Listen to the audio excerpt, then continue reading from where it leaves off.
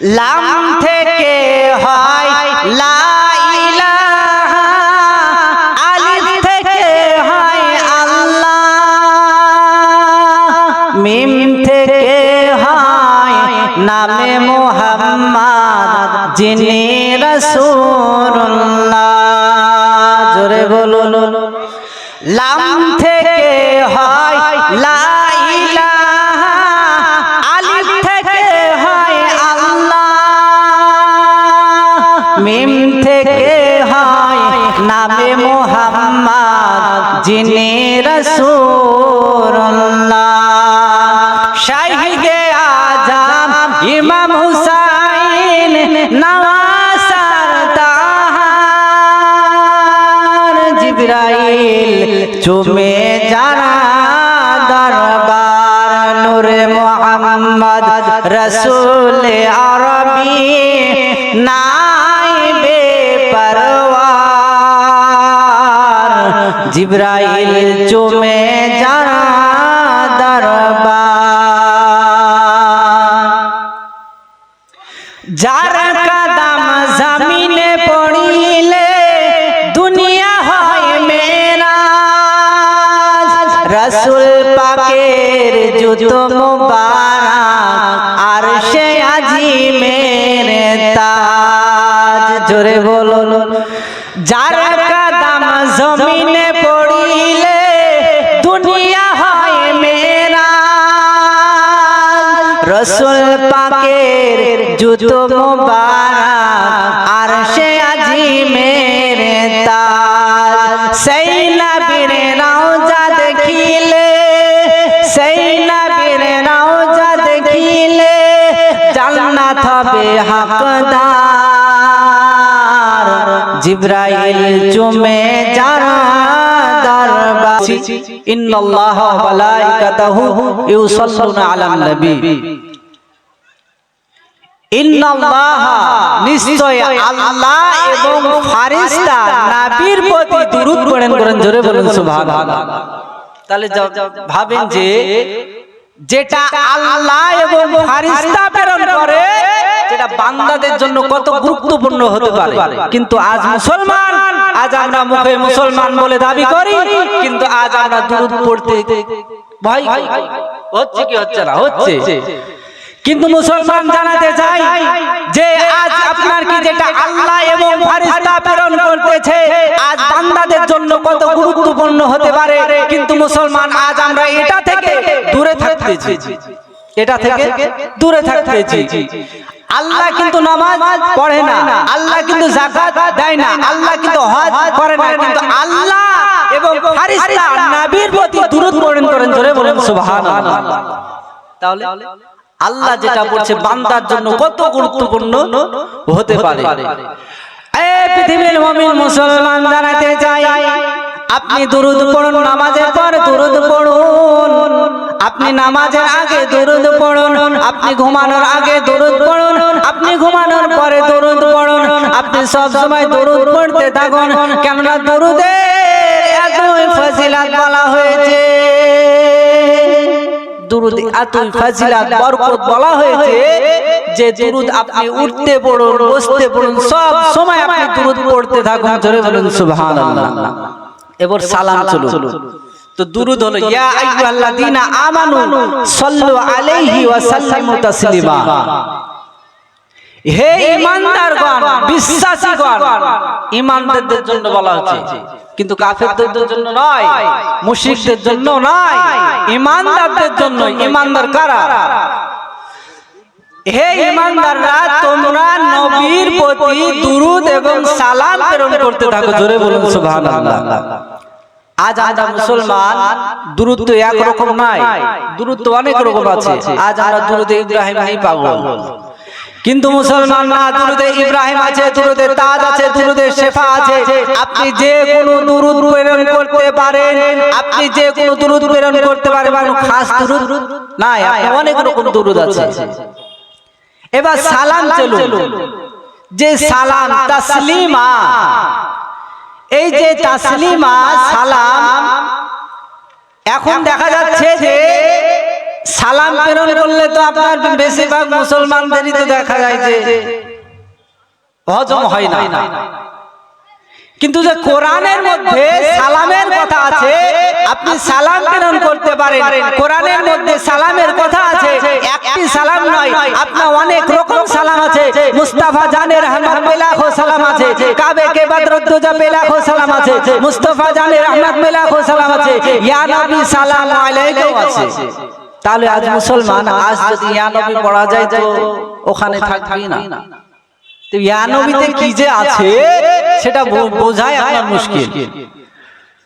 কিন্তু মুসলমান জানাতে চাই, আপনি মুস্তাফা জানে রহমত পে লাখো সালাম পড়তে পারেন, কাবে কে বদরুদ্দোজা পে লাখো সালাম পড়তে পারেন, ইয়া নবী সালাম আলাইকা পড়তে পারেন।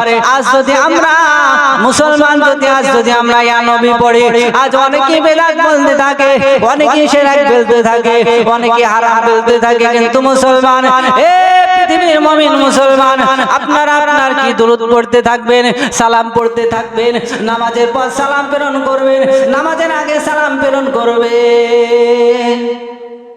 তাহলে সালাম আপনি নামাজের পরও পড়তে পারবেন, ফজরের পর পড়েন, আপনার কি সব সময় সালাম পড়েন, দুরূদ পড়েন, এটাই হচ্ছে সব থেকে আফজাল ইবাদত। জোরে বলুন সুবহানাল্লাহ। তাহলে দুরূদ হচ্ছে, দেখেন, জিন্দেগিতে একবার পড়া কিন্তু ফরজ বলা হয়েছে। কিন্তু মুসলমান আজ আমরা দুরূদের দিকে পেছিয়ে যাই, সালামের দিকেও পেছিয়ে যাই। তাহলে দুরূদ কিন্তু দেখেন একটি হাদিসের মধ্যে এসেছে যে মিশকাত শরীফে বাবু সলাতে আলাইহি সালাতু ওয়াস সালাম, যে হাদিসের মধ্যে এসেছে যে এক সাহাবা রাসূল পাক সাল্লাল্লাহু তাআলা সাল্লামের কাছে জিজ্ঞাসা করে, ইয়া রাসূলুল্লাহ, ইয়া হাবিবাল্লাহ, যে আপনার প্রতি দুরূদ কেমন ভাবে প্রেরণ করব, কতটুকু প্রেরণ করব? রাসূল পাক সাল্লাল্লাহু তাআলা সাল্লাম বলছেন যে সাহাবা, তোমরা শোনো, তোমরা দুরূদ প্রেরণ করো, তোমরা সব সময় দুরূদ প্রেরণ করতে থাকো।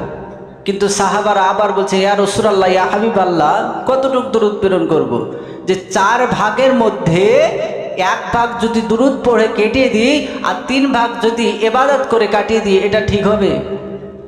রাসূল পাক সাল্লাল্লাহু তাআলা সাল্লাম বলে, এ সাহাবা, তোমরা শোনো, তোমরা যদি দিনে যদি 1 ভাগ যদি দুরূদ পড়ো, 3 ভাগ যদি ইবাদত করে কাটিয়ে দাও, তার থেকেও বেশি পড়লে আরো ভালো।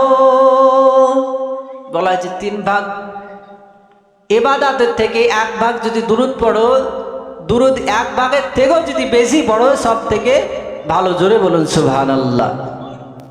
সাহাবারা আবার জিজ্ঞাসা করে, ইয়া রাসূলুল্লাহ, ইয়া হাবিবাল্লাহ, তাহলে যে 4 ভাগের মধ্যে যদি 2 ভাগ দুরূদ পড়ে কাটিয়ে দিই আর 2 ভাগ যদি ইবাদত করে কাটিয়ে দিতে কেমন হবে? রাসূল পাক সাল্লাল্লাহু তাআলা সাল্লাম বলেন, হে সাহাবা, তোমরা শোনো, যদি দিনে 2 ভাগ যদি তুমি দুরূদ পড়ে কাটিয়ে দাও আর যদি দিনে 2 ভাগ যদি ইবাদত করো, তার থেকে যদি বেশি ইবাদত করো, সব থেকে আপনার কি বলা হয়েছে? আফজাল। আবার সাহাবারা জিজ্ঞাসা করে, ইয়া রাসূলুল্লাহ, ইয়া হাবিবাল্লাহ, দিনে যদি 3 ভাগে যদি দুরূদ পড়ে কেমন হবে? আবার সাহাবারা বলেন যে, তাহলে শোনো, হে সাহাবা, তোমরা যদি 3 ভাগই যদি দুরূদ পড়ো, তার থেকে বেশি পড়লে আরো ভালো। জোরে বলুন সুবহানাল্লাহ। তাহলে দুরূদ পড়লে এতই আফজাল, বরকত বলা হয়েছে। তো একটি নদী দিয়ে দুরূদ পড়লে, একটি ছোট্ট একটি কি বলি আপনাদের, যে দুরূদ পড়লে কত গুরুত্বপূর্ণ। যে একটি নদী দিয়ে একটি জাহাজ চলছিল, ওই জাহাজের মধ্যে একজন ইমানদার, পরেজগার, মুত্তাকি, সলিহিন ব্যক্তি ছিলেন। তো ওই ব্যক্তি সব সময় দুরূদ পড়ে কাটিয়ে দিতেন, সব সময় দুরূদ পড়তেন, উঠতে পড়তেন, বসতে পড়তেন।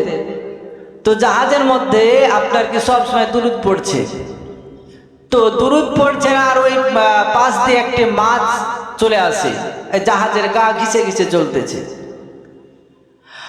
পৃথিবীর মুমিন মুসলমান, জানাতে চাই আপনার কি ওই মাছটি দুরূদ যখন শ্রবণ করতেছিল আর ওই ব্যক্তি আপনার কি দুরূদ পড়ছিল, আর যখন মাছটি কি জাহাজের ক্যাপ্টেন যখন দেখতে পায়, করো এ সৈন্যরা, তোমরা শোনো শোনো শোনো, এই মাছটিকে তোমরা ধরে ফেলো, পকড়াও করে ফেলো।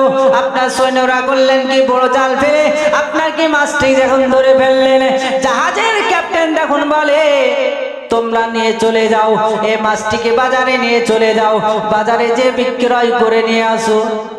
যখন বলে এই মাছটিকে তোমরা নিয়ে চলে যাও, বাজারে যাও, বাজারে বিক্রয় করে নিয়ে আসো। যখনই ওই আপনার কি চলে যায় বাজারে বিক্রয় করতে, বাজারে যখন বিক্রয় করতে চলে যায়, যাওয়ার পরে এদিকে হযরতে আবু বকর আর হযরতে ওমর ফারুক আপনার কি রাসূলুল্লাহকে দাওয়াত করে খাওয়ানোর জন্য একটি বড় মাছ খোঁজাখুঁজি করছে, আর ওই মাছটি চোখে পড়ে যায়। জোরে বলুন সুবহানাল্লাহ। তো হযরতে আবু বকর আপনার কি ওই মাছটি যখন যায় কিনতে, যখন ওই মাছটি কিনে নিয়ে এসে আপনার কি বাড়িতে চলে আসে, বাড়িতে আসার পরে আপনার কি দেখছে যে বিবিকে বলে, বিবি যে এই মাছটিকে তুমি ভালো করে আজ ছাড়িয়ে ভালো করে ধুতো করে ভালো করে রান্না করে আজ আমি রাসূলুল্লাহকে দাওয়াত করব। জোরে বলুন সুবহানাল্লাহ। এই জগৎবাসী জানাতে চাই আপনার কি হযরতে আবু বকর যখন ওই বিবিকে মাছটি যখন দিল, দেওয়ার পরে বিবি যখন ভালো করে আজ ছাড়িয়ে ভালো করে আপনার কি ধুতো করলো, ধুতো করার পরে যখন উনুনে চাপাবে, আপনার উনুন জ্বলতে থাকে না, উনুন জ্বলে না। তখনই বিবি চেষ্টা করে কিন্তু ওই উনুন জ্বালাতে পারছে না। আরে প্যারে মুমিন মুসলমান, আপনার কি বিবি যতই চেষ্টা করে আপনার কি পারে না, একবার আপনার কি পারলো না, দুবার পারলো না। বিবি তখন আপনার কি স্বামীকে আপনার ডাকলেন, হে স্বামী তুমি আসো, আমি তো ওই আগুনটা তো জ্বালাতে পারলাম না, এই তো আগুনটা তো জ্বালাতে পারলাম না। হযরতে আবু বকর আসে, আসার পরে হযরতে আবু বকর কোশিশ করে, হযরতে আবু বকর কোশিশ আপনার কি চেষ্টা করলো, চেষ্টা করার পরে আপনার কি জ্বললো না। একবার চেষ্টা করলো জ্বললো না, দ্বিতীয়বার চেষ্টা করলো জ্বললো না, তৃতীয়বার চেষ্টা করলো জ্বালাতে পারলো না।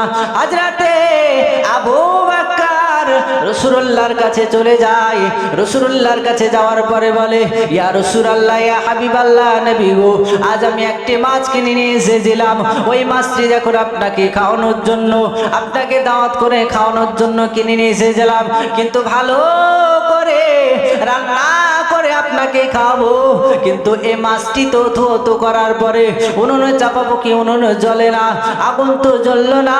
কত চেষ্টা করলাম, চেষ্টা করলাম, ওই আগুন জ্বালাতে পারলাম না। যখনই রাসূলুল্লাহ বলছেন, সাহাবা তুমি জানো এই মাছটির রহস্য? না ইয়া রাসূলুল্লাহ, ইয়া হাবিবাল্লাহ, কি রহস্য একটু বলুন।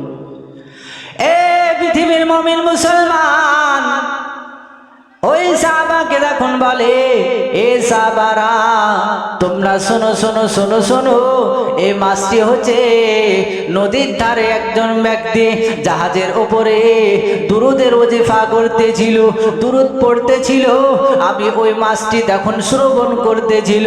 আজ যদি ওই শ্রবণ করতেছিল, ওই মাছটি শ্রবণ করার জন্য দুনিয়ার আগুন নয়, জাহান্নামের আগুন হারাম হয়ে গেছে। তাহলে দুনিয়ার আগুন কেন, জাহান্নামের আগুনে তো জ্বালাতে পারবে না, তাহলে দুনিয়ার আগুন জ্বালাতে পারবে? পারবে না।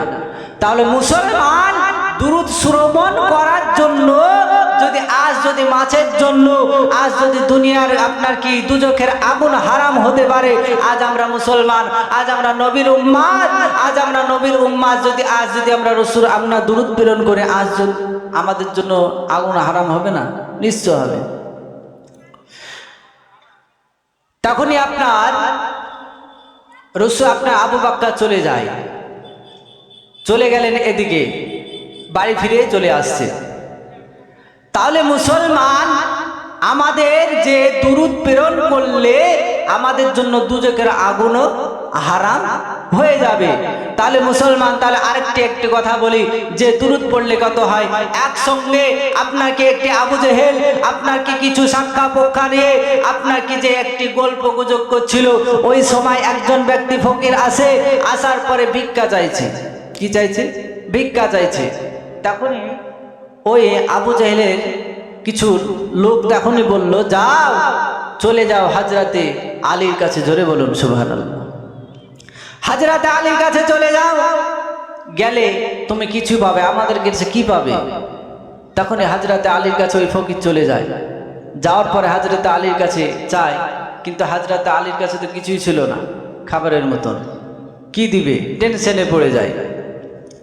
এ প্যারে মুমিন মুসলমান, আপনার কি হযরতে আলীর কাছে যখন চলে যায়, যাওয়ার পরে আপনার কি আলীকে তখন বলে কিছু যখন ভিক্ষা চাইলো, আলী টেনশনে পড়ে যায়, টেনশনে পড়ে যায়, কি দিবে? টেনশনে পড়ে যায়, আমার কাছে কিছু তো নাই, আজ আমি কি দিব?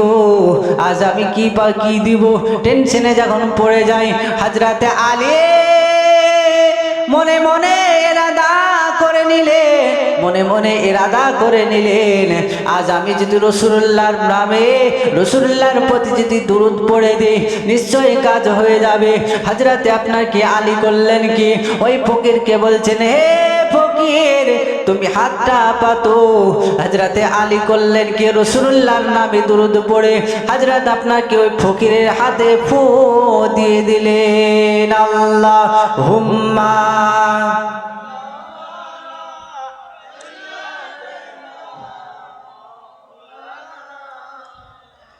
ওয়ালা আলে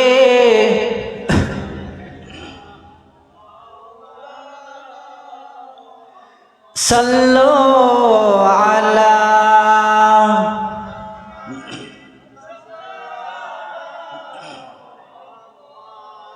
हर जम जुबान से रे कालो, हर जम जुबान से रे कालो, नबीर देशे चलो ना,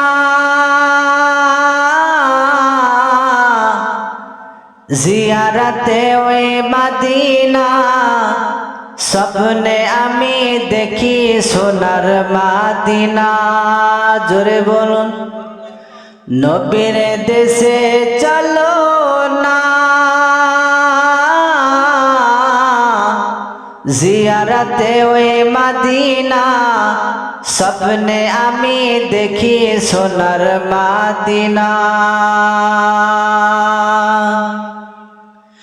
আমার নবী সোনার ছবি, দো জাহানের নূরের নবী, সেই নবীকে দেখার তরে মন হলো মোর দিওয়ানা, স্বপ্নে আমি দেখি সোনার মাদিনা, নবীর দেশে চলো না, জিয়ারতে ওই মদিনা, স্বপ্নে আমি দেখি সোনার মাদিনা। পয়সা কড়ি নাই যে আমার সব জেগেছে মদিনা যাওয়ার, ভুল করেছি ক্ষমা করো, যাব আমি মদিনা, স্বপ্নে আমি দেখি সোনার মাদিনা, নবীর দেশে চলো না, জিয়ারতে ওই মদিনা, স্বপ্নে আমি দেখি সোনার মাদিনা। চলুন এগিয়ে যাই। আপনার ফকিরের হাতে যখন আপনার কি ফু দিয়ে দেয়, ফকিরকে তখন বলে, হে ফকির চলে যাও, চলে যাও, তোমাকে যে পাঠিয়েছে ওই ব্যক্তির কাছে যে হাতের মুঠিটি খুলবে, ওই ফকির আপনার কি চলে যায়, আপনার কি ওই সাক্ষা ফকিরের কাছে, আবু জেহেলের কাছে যখন চলে যায়, যাওয়ার পরে আবু জেহেল জিজ্ঞাসা করে, হে ফকির তোমাকে কি দিল হযরতে আলী, তোমাকে কি দিল বলো? আপনার কি ওই ফকির তখন হাতের মুঠা যখনই খুললেন, হাতের মুঠাতে আপনার কি মুক্তা দেখা যায়। তাহলে আবু জেহেল তখন বলে যে তোমাকে হযরতে আলী কোথা থেকে দিল? হযরতে আলী তো নিজেই পায় না, কোথা থেকে দিল? টেনশনে পড়ে যায় যে এত দামি জিনিস কোথা থেকে নিয়ে এসে দিল। তখনই আপনার আবু জেহেল তখনই চলে যায়, ফকিরকে নিয়ে চলে যায়। যাওয়ার পরে হযরতে আলীকে বলছে, তুমি এত দামি জিনিস কোথায় পেলে? তখনই বলে যে এত দামি জিনিস আমি রাসূলুল্লাহর নামে দুরূদ পড়ে ওর হাতে ফু দিয়ে দিয়েছি। জোরে বলুন সুবহানাল্লাহ। ওই আবু জেহেল করলেন কি, আপনার ওই নাম ওই জিনিস দেখার পরে আবু জেহেলের কিছু শাখা কিছু জন আপনার কি কালেমা পড়ে মুসলমান হয়ে যায়। জোরে বলুন সুবহানাল্লাহ। তো হযরতে আলী আপনার কি মদিনার বাজারে আপনার কি চলে যায় কিছু ব্যবসার জন্য, কিন্তু ব্যবসা আপনার কি কিছু পেল না। পাওয়ার পরে হযরতে আলী চলে আসে বাড়িতে। বাড়িতে আসার পরে বিবিকে বলে, বিবি আমি তো ব্যবসা পেলাম না, ব্যবসাতে কিছু তো পেলাম না, কি করব। প্যারে মুমিন মুসলমানেরা, বিবি তখন বলে, স্বামী আমার একটি চাদর আছে, এই চাদরটি তুমি মদিনার বাজারে বিক্রয় করতে নিয়ে যাও। হযরতে আলী তখন বলে, দাও চাদরটি দাও, আমি মদিনার বাজারে নিয়ে যাই। এ প্যারে মুমিন মুসলমান, আপনার কি যখন ফাতেমা ওই চাদরটি যখন বের করে দেয়, হযরতে আলী চাদরটি মদিনার বাজারে বিক্রয় করতে যখন নিয়ে চলে যায়, ওই চাদরটি একজন ব্যক্তি বেধর্মী ব্যক্তি যখন ওই চাদরটি কিনে নেয়, কিনে নেওয়ার পরে ওই বাড়িতে আপনার চলে যায়। চলে যাওয়ার পরে আপনার বাড়ি ফিরে যায়। হযরতে আলী বাজার করে বাড়ি চলে আসে। আসার পরে আপনার কি ওই চাদরটি যে ব্যক্তি কিনেছে ঘরের মধ্যে আপনার কি রাখবে কি, ওই চাদর থেকে রাত্রি বেলায় আলোয় আলোকিত হয়ে যায়। ওই চাদর থেকে আলোয় আলোকিত হয়ে যাচ্ছে। তখন বিবি আপনার বলে, এ স্বামী তুমি এই চাদরটি কোথা থেকে কিনে নিয়ে এলে, চাদরটি কোথা থেকে কিনে নিয়ে এলে।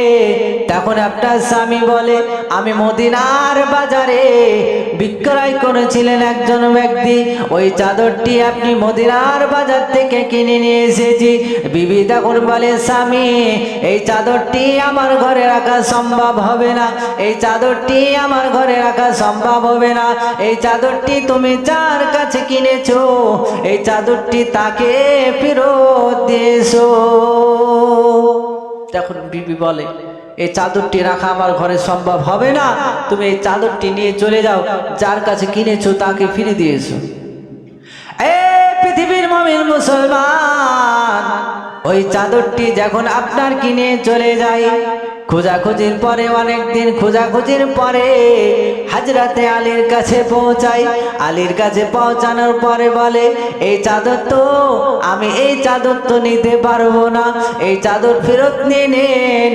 হযরতে আলী টেনশনে পড়ে যায়, আমাকে যে টাকা দিয়েছিল টাকাটা খরচা করে ফেলেছি, আমি তো আর টাকা পাবো না। হযরতে আলী টেনশনে পড়ে যায়, আমি তো টাকা দিতে পারবো না। আপনার কি ওই ব্যক্তি তখন বলে, আপনাকে টাকা লাগবে না, কেননা এই চাদর আমার বাড়িতে রাখা সম্ভব হবে না, এই চাদরটি আপনি নিয়ে নেন, আপনাকে টাকা লাগবে না, আপনাকে পয়সা লাগবে না, এই চাদরের যোগ্যতা আমরা নয়, এই চাদরটি আপনি ফেরত নিয়ে নেন। দেখুনি ওই চাদরটি হযরতে আলীর কাছে পৌঁছে যায়, তারপরে হযরতে আলী নিয়ে নিলেন। তাহলে রাসূলুল্লাহর যে জামাইকে যে চাদর দিয়েছে, চাদরের এত আলোয় আলোকিত হয়, তাহলে রাসূলুল্লাহ আজকে আলো হবে না কেন? রাসূলুল্লাহ যখন দুনিয়াতে আগমন করে, আগমন করার পরে আমাদের জন্য কেঁদেছে, কিন্তু মুসলমান আফসোসের কথা যে আজ আমরা রাসূলুল্লাহর জন্য কাঁদতে পারি না। আফসোসের কথা আজ আমরা রাসূলুল্লাহর জন্য গুণগান গাইতে পারি না। আফসোসের কথা আজ আমরা রাসূলুল্লাহর প্রতি আজ আমরা কিছুই করতে পারি না।